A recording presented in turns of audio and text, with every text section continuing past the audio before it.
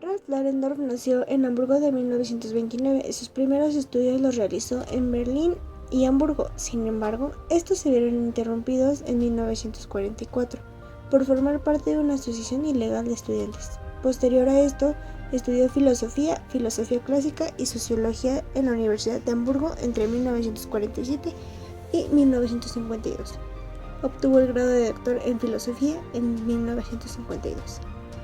Entre 1969 y 1970 fue integrante del Parlamento alemán y secretario parlamentario del ministro de Asuntos Exteriores. En 1970 fue designado comisionado de la Comisión Europea en Bruselas.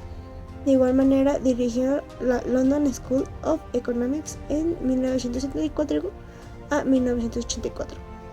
Fue profesor de Ciencias Sociales en la Universidad de Constanza hasta 1986 y entre 1987 y 1997 decano de Anthony's College en Oxford. Dahrendorf adoptó la ciudadanía británica en 1988 y fue designado Sir con el título Barón Dahrendorf de Clare Market en la ciudad de Westminster en 1993. En el 2007 recibió el premio de Príncipe de Asturias en Ciencias Sociales. Falleció el 17 de junio del 2009 en Alemania. Este sociólogo bilingüe alemán-inglés es otro duro crítico de las teorías funcionalistas. Su originalidad consiste en combinar la tradición liberal con muchos elementos del marxismo. Para él, la sociedad es un escenario de disputas permanentes por el poder y la autoridad que solo pueden terminar con la muerte. En el artículo Después de la democracia, Dahrendorf se preguntaba por el futuro de la democracia. Para esto definió de dos modos distintos la concepción de la democracia. El primero fue la posibilidad de cesar sin violencia a aquellos que están en el poder cuando la latente y las preferencias de la población han cambiado. Y la segunda es formar de permitir que los individuos de diferentes credos y razas conviviesen como ciudadanos. Dahrendorf observó un declive en estas concepciones de la democracia, ya que resulta excesivamente fácil movilizar una oposición, así como el retorno del gobierno autoritario. Un tercer aspecto de importancia a analizar para este autor es el declive del Estado Nacional. Se podría afirmar que la democracia ha crecido con el Estado Nacional y se declinará con él.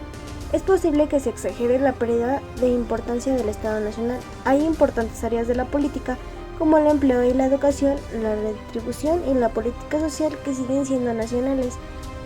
Pero otras áreas del gobierno trascienden los espacios políticos nacionales, especialmente dos. Una es el ámbito de la actividad económica, otra es la seguridad interior y exterior. Dahrendorf te refiere, para una mayor comprensión de lo que es un conflicto, la clasificación de las distintas maneras de este. Para esto emplea dos criterios clasificatorios. Uno es el volumen de la sociedad y el otro se orienta de acuerdo con la categoría de los grupos. Así, el autor se cuestiona, ¿qué le pasa a la democracia cuando los asuntos y las decisiones emigran desde el Estado Nacional a espacios políticos, para lo que no disponemos de instituciones adecuadas? La democracia se ve menoscabada. La democracia vive y muere con el Estado Nacional. Para Dahrendorf, el declive y la caída de la democracia junto con el Estado resulta inevitable. En los límites de la democracia, Dahrendorf revisó que la definición actual de la democracia puede quedar relegada por la falta de puesta en práctica en la misma. La democracia consiste en la competencia entre partidos y, a no ser que constituyan una gran coalición, no puede ganar todos. Y si los vencedores de una elección no tienen intención de respetar las normas que forman parte de este proceso democrático, esto se ha observado innumerables veces durante la historia. Basta citar la historia de victoria de Hitler en Alemania para ejemplificar este aspecto. Para Dahrendorf, esto revela tres aspectos importantes sobre la democracia. 1. Las elecciones pocas veces resuelven problemas fundamentales, pues no necesariamente crean un orden liberal. 2. Las elecciones no implican por sí solas una garantía suficiente de libertad. A partir del Estado de Derecho, debe existir ciertas reglas aceptadas del juego político que obliguen a todos, de modo que quien no las acepte o no las respete quede descalificado. Y 3. La democracia no permite decir que ha prevalecido la causa de la libertad y podemos desentendernos. La democracia es una tarea a largo plazo. Por otra parte, Dahrendorf estableció una teoría del conflicto social en la cual se centró fundamentalmente en dos cuestiones: las teorías de la sociedad y los factores de conflicto. En esta, Dahrendorf considera el conflicto como una característica esencial de la estructura de la sociedad. La tendencia al conflicto está inscrita en el sistema, pues existen grupos con y sin poder que persiguen objetivos diversos. Ahora, el volumen de la unidad social. En este rubro pueden distinguirse 5 especies de conflictos. 1. Conflicto dentro y entre roles sociales individuales. 2. Conflicto dentro de grupos sociales dados. 3. Conflicto entre agrupaciones sociales organizadas o no organizadas dentro de sectores regionales o institucionales en la sociedad. 4. Conflictos entre agrupaciones organizadas o sin organizar que afectan a toda una sociedad. 5. Conflictos dentro de unidades mayores de uniones entre dos países o dentro de federaciones más amplias que pueden abarcar a todo el mundo. Y bueno, dentro de todo esto tenemos una categoría de los grupos.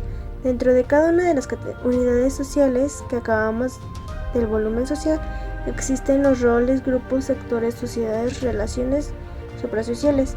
En estos existen conflictos entre dos partes de la misma categoría, conflictos entre contendientes que son superiores o inferiores y conflictos entre el total de respectiva unidad y unidades de parte de una misma.